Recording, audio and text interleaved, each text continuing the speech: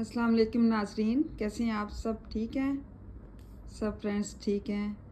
आज कुछ Urdu words related to food and drink के बारे में है,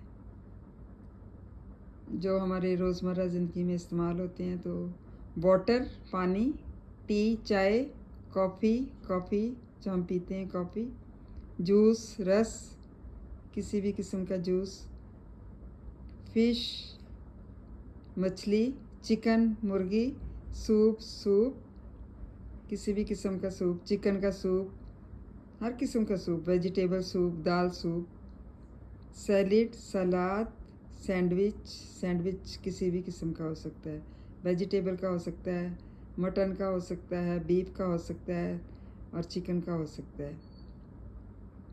होप ये कुछ जो है इसमें इजी होते हैं, इजी अल्फाज होते हैं कि जो आपको जो है आम रोज़मर्रा ज़िंदगी में इस्तेमाल कर सकते हैं, और मतलब ये सारी चीज़ें इस्तेमाल होती हैं। ठीक है, ये कुछ वर्ड्स दिए हैं ताकि हर एक को जो है समझ आ सके इसके बारे में। Thank you so much. Please subscribe and like my channel. Thank you so much. आप लोगों का बहुत बहुत शुक्रिया। अल्लाह हाफिज़।